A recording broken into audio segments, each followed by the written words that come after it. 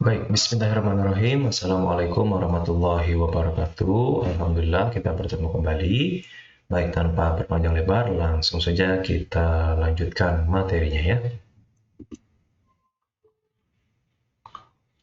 Baik, materi pada pertemuan yang ke-6 ini Bapak akan membahas tentang menilai kebutuhan usaha ya. Baik, di pertemuan sebelumnya kita sudah membahas tentang apa itu manajemen organisasi ya, di mana setiap organisasi itu pasti atau setiap perusahaan itu pasti punya struktur organisasi ya. Kemudian jenis dan bentuk organisasi, ada yang lini, staf, fungsional, kemarin sudah kita sempat bahas ya. Kemudian pertimbangan-pertimbangan bentuk organisasi juga tergantung daripada tujuan perusahaannya apa, kemudian jumlah tenaga kerjanya, efisiensi, dan seterusnya ya. Nah, pada pertemuan kali ini Bapak akan membahas tentang yang namanya kebutuhan usaha ya. Kebutuhan usaha adalah hal yang harus dipenuhi perusahaan untuk mendirikan dan menjalankan usaha. Jadi kalau kita mau mendirikan perusahaan, usaha, tentu kita butuh beberapa hal ya. Hal-hal tersebutlah yang akan kita coba kaji pada pertemuan kali ini ya. Tidak hanya mendirikan tapi juga menjalankan usaha tersebut ya. Nah, apa-apa saja yang harus kita penuhi ini sangatlah relatif ya, bergantung kepada jenis usaha yang akan kita dirikan. Kalau kita mau mendirikan SPBU itu pompa bensin besar, tentu banyak hal yang harus dipersiapkan. Kalau kita mau mendirikan katakan Pertamini yang kecil gitu kan, berarti ya hal-hal yang harus dipenuhi juga relatif lebih sederhana dan sedikit gitu ya. Nah, kebutuhan tersebut disusun dengan menampilkan keterangan harga. Jadi butuh apa nih, nanti harganya berapa dan seterusnya gitu ya. Nah, mengapa perlu dibuat kebutuhan usaha ini adalah tujuannya agar nanti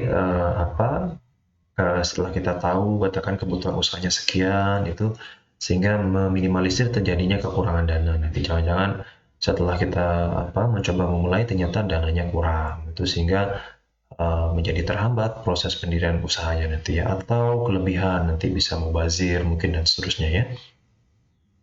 Nah, kalaupun nanti katakan kita sudah menilai kebutuhan usaha ini dan setelah dihitung-hitung ternyata kurang, kita bisa segera mencarikan sumber pendanaannya lah gitu ya. Dibandingkan kalau kita tidak melakukan analisis terlebih dahulu, tiba-tiba kurang, bingung kita mau pinjam di mana nanti ya. Nah, kebutuhan usaha tersebut kalau sudah ada harganya maka akan disebut sebagai biaya kebutuhan usaha. Ya, rincian kebutuhan usaha yang disertai dengan biaya, ada harga-harganya, maka itu akan disebut sebagai biaya kebutuhan usaha atau anggaran lah. Kira-kira anggarannya berapa nih kalau kita mau mendirikan usaha tertentu gitu ya.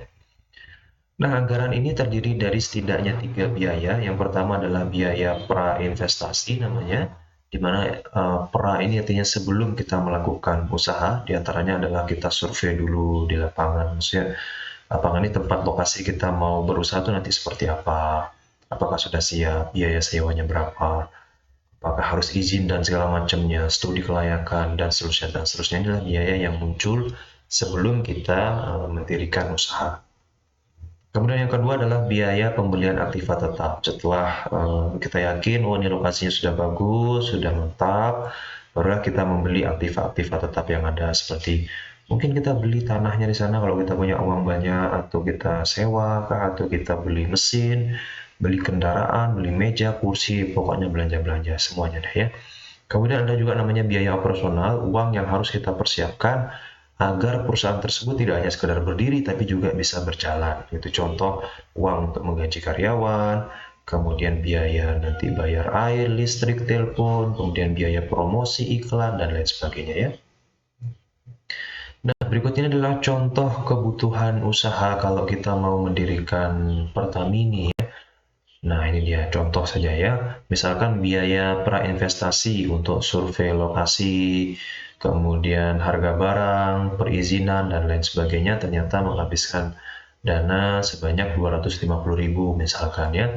Kemudian ada pembelian aktiva tetap setelah tadi barang-barangnya sudah sudah disurvei lokasi. Sekarang saatnya pembelian aktiva tetap. Kita belilah satu unit Pertamini yang single ya, single reguler. Maksudnya single tuh cuma satu tempat ngeluarin bensinnya itulah ya. Katakan ini harganya 7 juta, kemudian untuk pengerjaan atapnya lah, bawah-bawahnya apa, lantainya di semen, pokoknya segala macamnya, itu katakan 3 juta, ongkos tukang dan segala macam. Kemudian untuk operasional, nanti gaji karyawan katakan 500.000 per bulan, kemudian untuk listrik 250.000 dan seterusnya. Katakan untuk mendirikan usaha dan berjalan selama 1 bulan kita butuh total dana 11 juta rupiah gitu ya. Nah, sedangkan modal kita sendiri hanya 10 juta sehingga kurang 1 juta ya. Nah, kurang 1 juta ini kemudian kita carikan pinjamannya nanti, apakah pinjam di bank atau pinjam di teman dan lain sebagainya ya. Jadi tujuan kita menghitung biaya kebutuhan usaha ini adalah untuk mengetahui apakah dana kita ini sudah cukup, apa masih kurang. Kalau masih kurang, segera dicarikan sumber pendanaannya ya. Nah, simpulannya adalah yang pertama, kebutuhan usaha adalah hal yang harus dipenuhi untuk mendirikan dan menjalankan usaha. Kemudian tujuannya adalah mengetahui kebutuhan dana kita. Kalau kurang ya dapat segera dicarikan sumber pendanaannya ya. Kemudian biaya kebutuhan usaha tadi ada yang pra-investasi, pembelian aktiva tetap, dan operasional. Kalau yang pra-investasi tadi isinya tentang survei, studi kelayakan, maupun pengurusan izin. Kemudian untuk pembelian aktiva tetap seperti tanah, gedung, mesin, dan kendaraan. Kemudian untuk operasional seperti gaji karyawan, ya, atau pembayaran listrik, air, telepon, dan seterusnya ya. Demikian, terima kasih. Dengan menghitung kebutuhan usaha, maka setidaknya kita dapat mengetahui berapa duit yang harus kita siapkan ya. Oke, baik. Langsung Bapak sampaikan informasi mengenai UTS dan tugas kelompoknya ya. Oke, sebentar ya.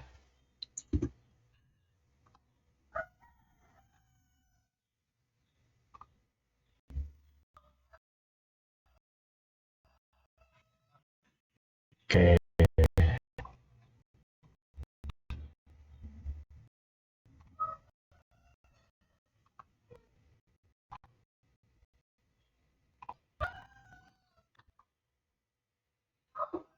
Oke, baik.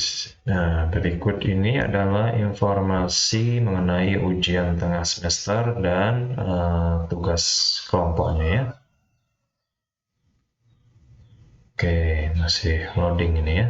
Tunggu sebentar ya.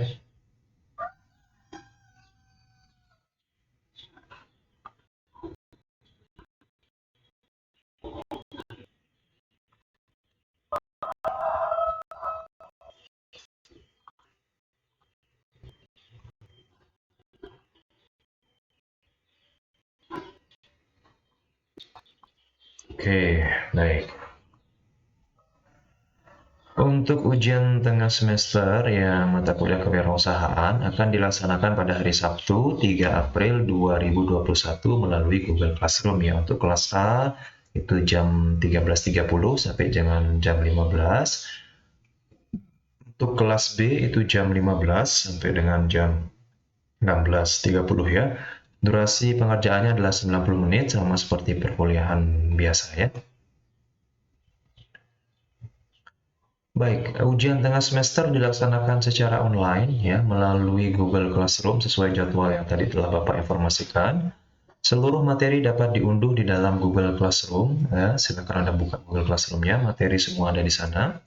Kemudian terdiri dari 4 soal essay ya yang mencakup penyampaian materi dari Bapak dosen dan juga diskusi kelas baik melalui Zoom meeting maupun WhatsApp group ya. Absensi nanti akan terisi secara otomatis. Barang siapa yang mengerjakan UTS ya berarti dia hadir dalam pertemuan tersebut ya. Oke. Nah, beberapa hal yang Bapak sampaikan mengenai ujian online ini yaitu 7 tips lulus ujian online. Yang pertama adalah pastikan ada kuota internet untuk hari Sabtu nanti. Ya, karena ujiannya melalui online ya harus ada kuota internetnya ya. Entah Anda beli sendiri atau tethering atau apa, silakan pastikan kuota internetnya ada ya. Pilih tempat yang bebas dari gangguan, ya bisa di dalam kamar, kemudian jangan lupa mandi dan sarapan ya biar ada tenaganya. Kemudian bisa mengerjakan melalui laptop, ya bisa tethering dari HP-nya agar dapat fokus ya, cepat mengetik jawaban dan tidak terganggu oleh notifikasi di HP. Pastikan juga baterai HP-nya penuh gitu ya. Fokus pada diri sendiri, ingat waktu pengerjaannya 90 menit untuk 4 soal ya. Jangan sibuk dengan orang lain sedangkan kerjaan sendiri ternyata belum selesai ya. To the point, jawab secara singkat, padat, dan jelas ya. Gunakan kata-kata sendiri, hindari copy paste dari internet ya. Karena Bapak bisa mengecek nih jawaban kalian, tinggal Bapak copy, Bapak paste di Google, nanti ketahuan tuh sumber-sumbernya dari mana ya. Kemudian persiapkan peralatan tempur kalian, kalau bisa di print semua materinya sehingga mudah digunakan nanti pada saat ujian ya. Kemudian jawablah berdasarkan materi yang Bapak berikan, itu sebagai referensi utamanya. Ingat ya, referensi utamanya dari materi yang Bapak berikan yang kalian bisa lihat di Google Classroom. Kalau nanti dirasa kurang, barulah bisa ditambahkan dengan pemikiran sendiri atau sumber-sumber lainnya. Ya. Baik, selanjutnya adalah mengenai tugas presentasi kelompok ya. Jadi nanti setelah UTS itu akan diisi oleh presentasi kelompok mahasiswa sampai dengan UAS nanti ya. Silakan ditentukan sendiri anggota kelompoknya. Satu kelas terdiri dari 7 kelompok. Silakan dikoordinasikan dengan posmanya. Apakah mau dipilih langsung oleh posmanya atau bagaimana? Silakan deh dikoordinasikannya. Begitupun dengan urutan kelompok presentasinya ditentukan sendiri, lihat jadwal kembali kuliah ya. Urutan presentasi kelompoknya siapa, kelompok 1, 2, dan 3, dan seterusnya itu ditentukan sendiri, silakan bisa dipilih juga, katakan nanti kelompok 1 kalau di jadwal mungkin melalui Zoom meeting, kelompok 2 mungkin melalui WhatsApp group, nanti silakan dipilih mana lebih nyaman ya. Mungkin saya lebih nyaman presentasi melalui Zoom meeting, ya silahkan dipilih nanti urutan presentasinya pada presentasi yang keberapa gitu ya. Materi presentasi akan diinformasikan setelah kelompoknya terbentuk nanti ya. Penyampaian materi dalam bentuk PowerPoint, seluruh anggota aktif presentasi jika melalui WhatsApp group nanti dalam bentuk video yang diupload ke YouTube, sama seperti yang Bapak lakukan ya. Kalau melalui WhatsApp group ya Bapak upload di YouTube, nanti Bapak share link videonya. Tapi kalau melalui Zoom meeting yang disampaikan langsung seperti ini ya. Kemudian tugas presentasi kelompok tadi Bapak tegaskan kembali, satu kelas dibagi menjadi 7 kelompok, setiap kelompok ada 1 orang sebagai ketua, di mana ketua ini nanti akan bertindak sebagai moderator, di mana moderator ini juga tidak hanya sekedar moderator ya, tetapi juga aktif dia presentasi, aktif juga diskusi tanya jawab nanti ya. Presentasi dalam bentuk PowerPoint, jadi silahkan dibuat PowerPoint-nya, dibuat berdasarkan materi yang telah nanti Bapak akan bagikan ya. Seluruh anggota aktif presentasi tampil ya. Jika melalui WhatsApp group, materi PowerPoint-nya direkam dan diupload ke YouTube dengan durasi 20 menit, tidak kurang dan tidak lebih ya.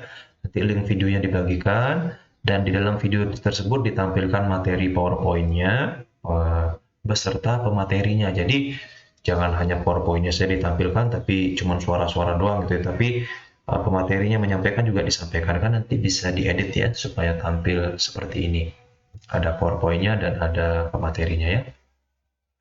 Kalau melalui Zoom meeting maka materi PowerPoint-nya disampaikan secara langsung dengan durasi sama 20 menit per kelompok. Kalau memang dalam satu pertemuan di Zoom meeting itu kan ada 2 kelas sekaligus, ya udah gantian, nanti 20 menit pertama katakan kelas A, 20 menit kedua kelas B, dan seterusnya gitu ya. Begitupun dengan sesi diskusinya nanti ya. Sharing screen-nya nanti bisa melalui Zoom meeting seperti yang Bapak lakukan pada biasanya lah ya. Tugas kelompok memiliki bobot penilaian 20% dari total nilai ya. Penilaian mencakup kelengkapan materinya, jadi ada teori dan contoh penerapannya, jangan lupa ya. Kemudian penyampaiannya mudah dipahami ya, tidak ribet-ribet lah gitu ya. Kemudian tepat waktu juga, kekompakan semua anggota tanpa terkecuali aktif presentasi dan juga diskusi tanya jawab ya. Kemudian kemampuan menjawab pertanyaan ya.